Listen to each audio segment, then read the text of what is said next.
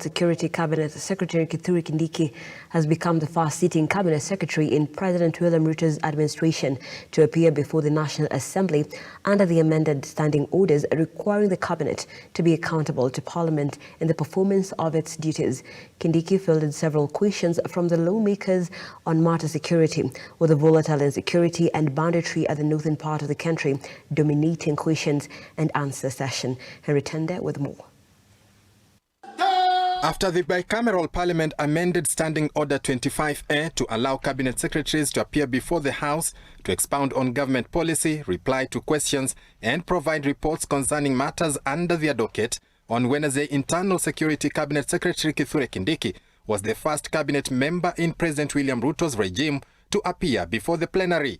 CS Kindiki fielding questions on an array of issues from the lawmakers. What was out of order that Farah was saying? The recent killing of a border operator that led to demonstrations in Chuka finding its way among the first questions directed to CS Kindiki. Many extrajudicial killings that we have had, including the Yala River famous killings, Honorable Speaker, we would like to know what he is doing as a ministry in terms of policy level to improve on the efficiency of police investigation.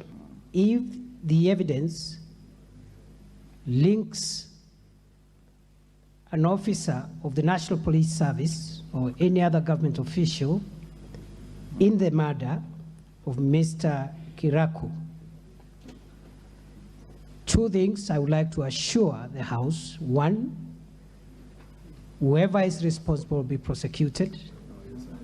And two, if the person has died in the hands of our officers, the procedures for compensation will ensue. Banditry and the deteriorating security in the volatile areas of Samburu, West Pokot, Turkana and Baringo dominated the private question session. CS Kindiki called to account in detail the government's elaborate plan to end the insecurity menace. As we speak here today, Honorable Speaker, there are families, more than 50 households that have lost their animals, their livestock, in the 1 a.m. raid in Turkana Central, in Turkana East, and in Turkana South. My intelligence is that the bandit that was taken away in hospital in Iten is the one that killed my cousin. And he was taken by 10 bandits in an hospital in Iten, driven to wherever by the other bandits. Could the minister therefore tell us when that wounded bandit who was in hospital will be brought to book? We are upscaling the numbers of security agencies we have. We are doubling them on Saturday.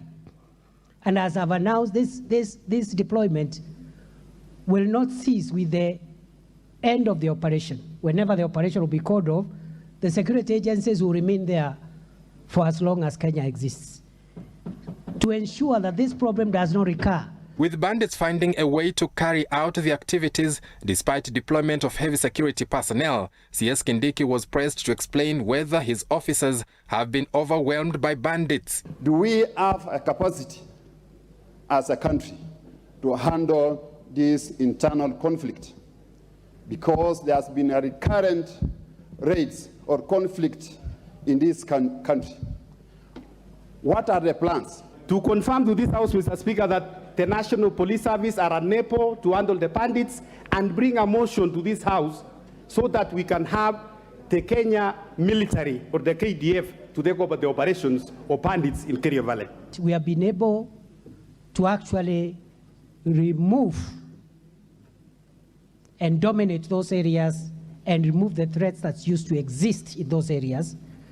But the spiral, what has happened is that during that window of notice we had given to be able to ensure that we don't have civilian casualties, some of these criminals could have mixed with the population. And because the security forces cannot be everywhere and guard every homestead, they are making sporadic raids, sometimes successful. But Mr. Speaker, we have prevented and thwarted and even recovered livestock numerous times on a daily basis. Under the new Standing Order 40, The cabinet will be appearing before the House every Wednesday in the afternoon between 2:30 p.m. to 5:30 p.m. to explain government policy and respond questions relevant to various ministries. Henry Tende, Look Up TV. Thank you, Tende, for that story. Moving on.